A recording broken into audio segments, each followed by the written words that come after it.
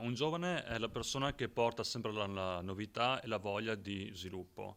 Si è visto purtroppo che quando questa persona fisica, quindi un giovane, viene a mancare, si va a perdere un'azienda, ma perdendo un'azienda si perde anche il territorio, perché il territorio è composto da una moltitudine di piccole aziende e di imprenditori.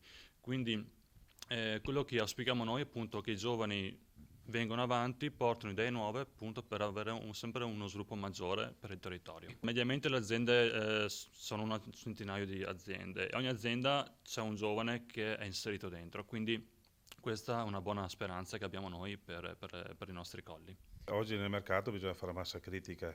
Le aziende di questo territorio non è che siano grandi aziende, sono delle piccole aziende a carattere familiare, si devono mettere assieme per presentarsi nella realtà commerciale di oggi con prodotto consistente, soprattutto perché c'è una grandissima qualità che è la DOCG, è un'eccellenza e loro asso nella manica. Devono però organizzarsi per presentarsi uniti su quello che è il mercato nazionale e internazionale soprattutto. Le istituzioni hanno già puntato molto per il passato e puntano anche sul futuro per queste eccellenze attraverso l'OCM Vino e attraverso anche il piano di sviluppo rurale.